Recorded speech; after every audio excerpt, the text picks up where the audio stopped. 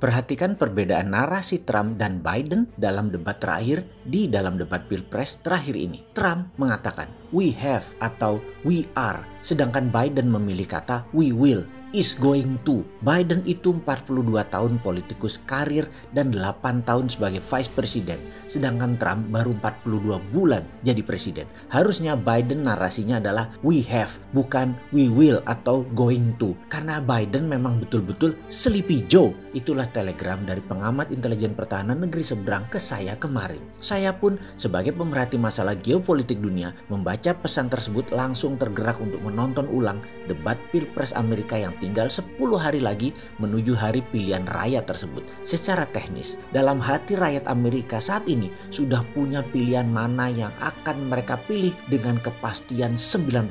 Tetapi 10% itu tetap make a difference. Dalam 10 hari terakhir, kunci mengambil yang 10% itu menjadi sangat penting. Inilah pelajaran bagi mereka yang minat menjadi pelayan publik, menjadi abdi masyarakat sebagai politikus, anggota parlemen, pemerintah daerah hingga pemerintahan pusat. Di pemilihan raya tahun 2016, Trump kalah tipis di popular vote oleh Hillary Clinton. Namun di electoral vote menang telak 60% lebih memilih Trump. Jadilah Trump presiden Amerika ke-45.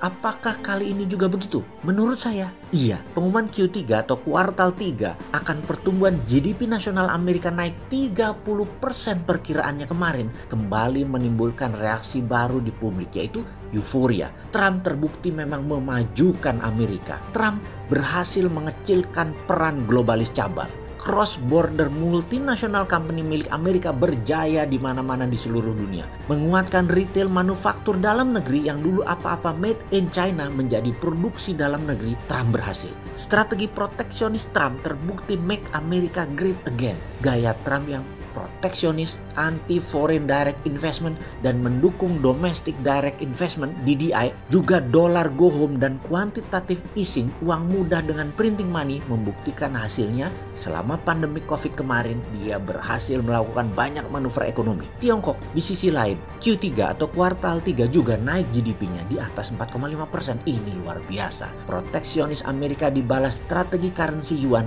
efektif sekali. Keduanya positif hasilnya. Sisi Amerika, sisi Tiongkok. Inilah mengapa keduanya main rubber set untuk perang dagang ini. Positif kok di rekening masing-masing keduanya. Tiongkok memajukan ekonominya, tidak juga menarget asing masuk ke Tiongkok.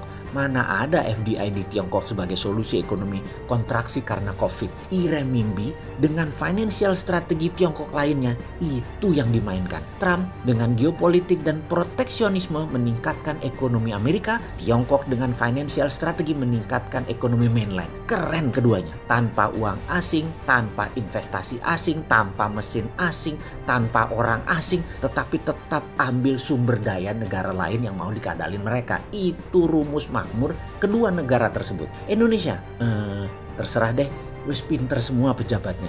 Kita rakyat ini gak sepinter menteri berprestasi kinclong dan menteri serba usaha 4L. Bisa kok mereka itu. Percayalah kalian sahabat semua. Bisa. Mungkin bisa naik Q3 nanti 30%. Kayak Amerika. Bisa. Tiongkok yang 4,5% mah kecil. Dilewatin sama Indonesia. Kembali ke informasi di awal tadi. Biden yang 42 tahun sebagai abdi masyarakat diserang tentang minoritas imigran tahun 94 dalam tanda petik. Gelagapan dia jawabnya. Trump baru 42 bulan menjadi abdi masyarakat. GDP naik rekor tertinggi sejak pasca Perang Dunia Kedua dalam ekonomi Amerika.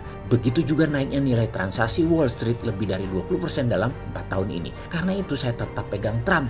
14 agendanya Trump jika dijalankan ambiar Washington Consensus. Obor, IMF jadi less important. Lembaga multilateral dunia menjadi less important. Dia ini game changer banget itu Trump. Bener ya, kalau saya ini disuruh ambil posisi, ikut yang berpengalaman dulu, baru nanti kita Raden Wijayakan mereka.